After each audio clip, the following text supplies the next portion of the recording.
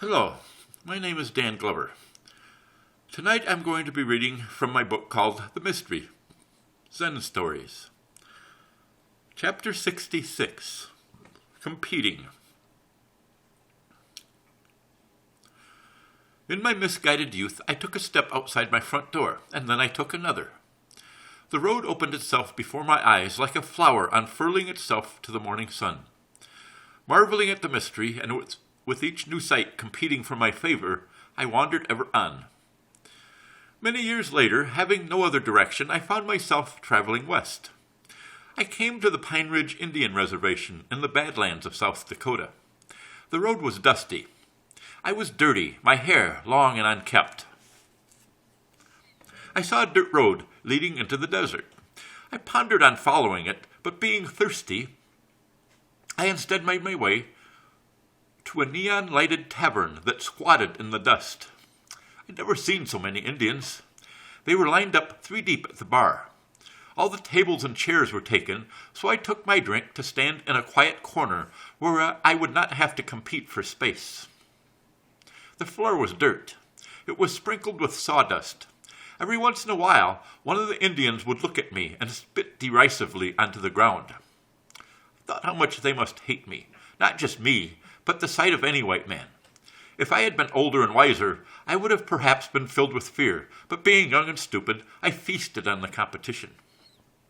As the night wore on, the liquor took effect, and I grew bolder.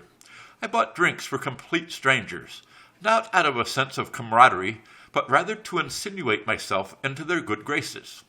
Soon I found myself sitting at a table full of alien-sounding people to whom I must have sounded equally odd. I met a girl who sat there.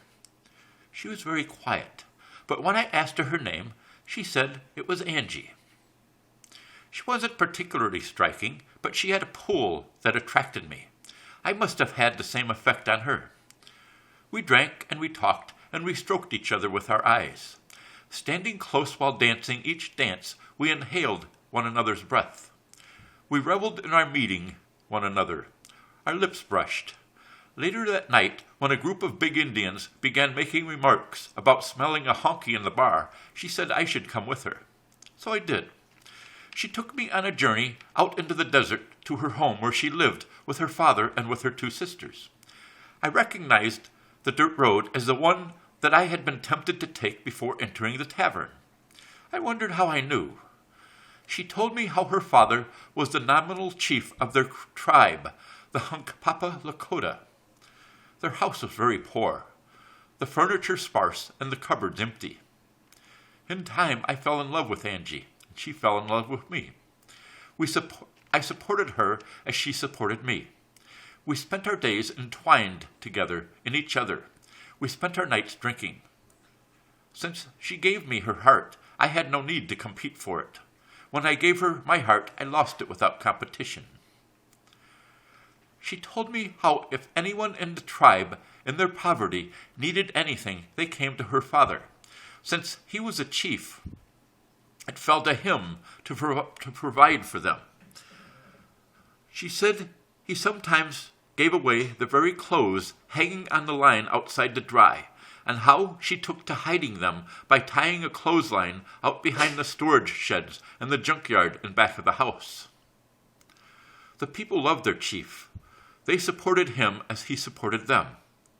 He instructed many ceremonies, each according to the seasons.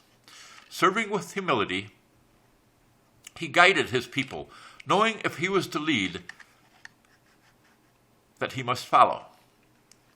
Ruling by following meant that the people did not feel oppressed. When he stood before the people, he would not be harmed. His name was King of 100 Streams. He was like the sea. He knew many of the old songs. Each morning before dawn, I would hear him outdoors, chanting to the sky and to the wind, and to the water that ran brown and rank in a creek behind the house. Though I listened intently, I could not make out the words.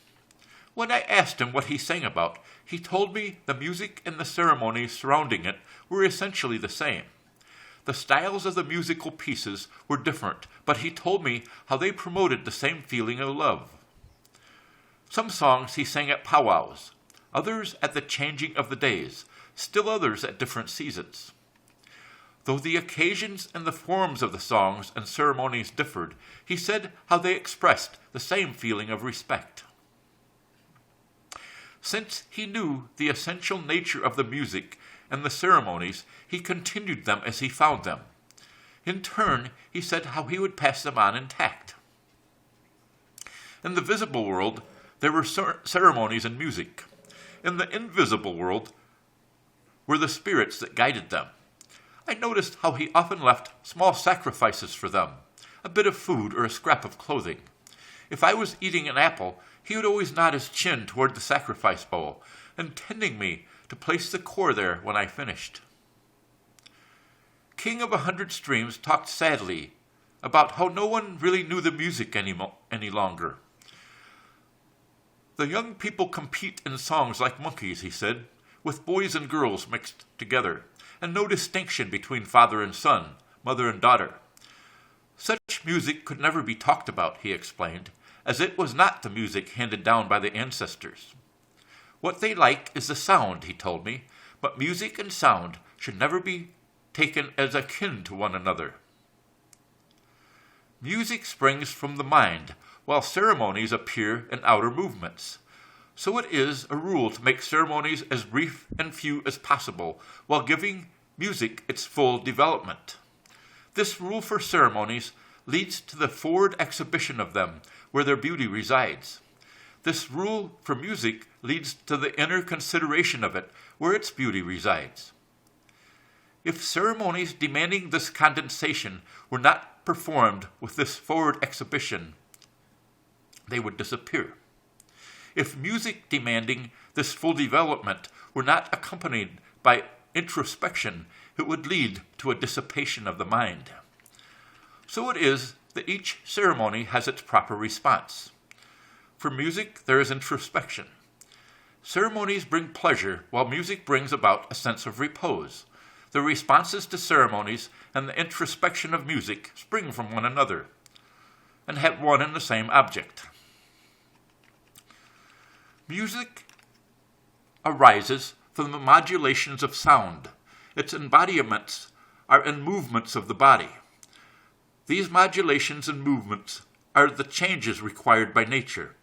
They are found complete in music. King of 100 Streams lamented that even though people today like the sounds they produce, and it brings them pleasure, if the embodiments are not suitably conducted, disorder arises. In the time I spent there with Angie and the chief, I learned many things. If I had stayed, I might have learned of the mystery without searching for it so long and so hard. But my wandering ways pulled me to the road early one winter. I would never see them again.